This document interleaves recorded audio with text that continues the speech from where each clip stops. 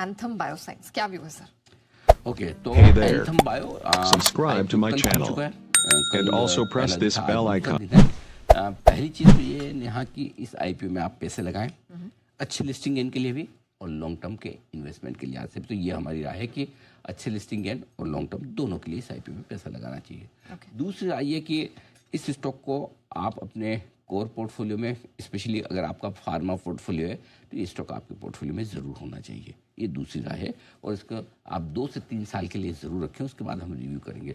क्या कुछ कंपनियों में ऐसा होता है जहां आपको शुरुआत से बड़ा बनने के थोड़े संकेत दिखते हैं। 30,000 32,000 करोड़ के मार्केट कैप वाली कंपनी है, एसेंशियली काफ़ी हद तक डिवीज से मिलता जुलता कारोबार है इसका। नो डाउट डिवीज 1,80,000 करोड़ का मार्केट कैप वाली कंपनी है, 30,000 की है, छोटी है डिवीज के मुकाबले में काफ़ी साइज में, लेकिन कामकाज और क्वालिटी के मुकाबले में डिवीज से कम नहीं है। ये चीज़ है, हाँ, मतलब क्वालिटी के हिसाब से डिवीज में साइज में छोटी है, लेकिन क्वालिटी के हिसाब से बहुत बढ़िया। क्या क्या अच्छा है? मैनेजमेंट बहुत बढ़िया है, एक्सपीरियंस है, प्रोफेशनल है।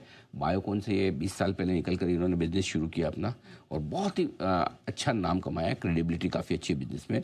मार्केट लीडर है अपने CRDMO स्पेस में, जहाँ पर ये दूसरों के लिए एक रिसर्च करते हैं, मॉलिक्यूल्स डेवलप करते हैं बड़ी बड़ी देश दुनिया की दिग्गज फार्मा कंपनियों के लिए। ये इनका बिजनेस मॉडल है। तो एसेंशियली कॉन्ट्रैक्ट रिसर्च का काम कंपनी का है और कॉन्ट्रैक्ट रिसर्च करने के बाद मॉलिक्यूल डेवलप होकर अगर वो हिट हो जाते हैं तो उनके लिए प्रोडक्शन करके भी बेचने का काम है।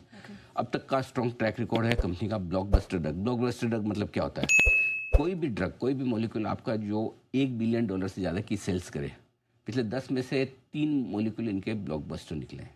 जो $1 बिलियन के 8-8, 9-9, 10,000 करोड़ की जो सेल करे वो है। कस्टमर्स के साथ रिलेशनशिप बहुत बढ़िया है, बहुत स्ट्रॉन्ग है। ऑन एन एवरेज इनका कस्टमर 12 साल इनके साथ रहता है, which is very big, very use. तीसरी चीज़ एक और है, फाइनेंशियल ट्रैक रिकॉर्ड बहुत इंप्रेसिव है। कंपनी लगातार प्रॉफिटेबल है, अच्छी खासी प्रॉफिटेबल है, कैश फ्लो पॉजिटिव है, डेट नहीं के बराबर है, वर्किंग कैपिटल के हिसाब से थोड़ा सा बहुत नहीं के बराबर, फ्री कैश फ्लो है। पिछले 3 साल में ज़बरदस्त पैसा है। कंपनी की बैलेंस शीट पे कैश पड़ा है 700-800 करोड़ से ज़्यादा होगा शायद। इसके अलावा जो रेशियोज़ है, रिटर्न रेशियोज़ अगर आप देखें दूसरे पीयर्स के मुकाबले में काफ़ी बेहतर है, जिसमें आप डीवीज रख सकते हैं, सुवेन रख सकते हैं, सिंजीन है, साई लाइफ है। इन सब से कंपेयर करेंगे तो रेशियोज़ काफ़ी बेहतर है। साइज में छोटी है कंपनी, लेकिन क्वालिटी वाइज किसी भी लिहाज से डीवीज से कम नहीं है। तो मुझे लगता है, और जनरली डीवीज एक ऐसी कंपनी है जिसको हम बहुत रेस्पेक्ट, मेरा तो फेवरेट है, मैं तो हमेशा कहता हूँ किसी दिन 10,000 नहीं हुआ तो मुझे मज़ा नहीं आएगा। तो मुझे लगता है कि ये एक कंपनी है जिसमें अगले 5 साल में, 10 साल में बड़े होने के पूरे स्कोप हैं। अच्छा मैनेजमेंट, अच्छा business, proven track record, leadership, growth, not debt या almost negligible debt, cash rich. क्या मतलब आप गलती ढूंढने जाओगे तो नहीं मिलेगी। नेगेटिव्स क्या है? एक क्लाइंट है डेवोस फार्मा करके, इस पे डिपेंडेंस थोड़ी ज़्यादा, 14-15% रेवेन्यू इनसे आता है, विच इज़ वो एक थोड़ा सा R&D के इस खर्चों पे डिक्लाइनिंग ट्रेंड है। थोड़ा कई बार होता है कि जब IPO पे आ रहा है थोड़ा आप मार्जिन मेंटेन करने की कोशिश करते हैं, तो वो एक थोड़ा रीजन हो सकता है।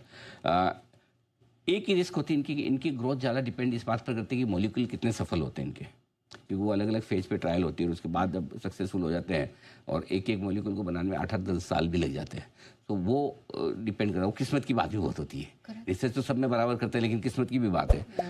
वैल्यूएशंस रीजनेबल है, कुछ पैरामीटर पे सस्ते हैं, कुछ पैरामीटर पे महंगे नहीं है, ये पक्का है कि ऐसा नहीं है कि आपको वैल्यूएशन महंगा लगेगा। तो मुझे लगता है थोड़ा लिस्टिंग पे भी पैसा बनेगा और लॉन्ग टर्म के लिहाज से तो इस IPO में पैसा जरूर लगाना चाहिए, मेरी राय है। और इसलिए मैं कल आपको बोल भी रहा था कि मुझे वो फील आई थी कि मझगांव डॉक के वक्त जब मैंने कहा था कि भाई जाइए आधे दिन की छुट्टी लेके पैसा लगाइए, इस IPO में कुछ वैसी फीलिंग आती है कि इस IPO में बड़े होने की, इस कंपनी में बड़े होने की ताकत है।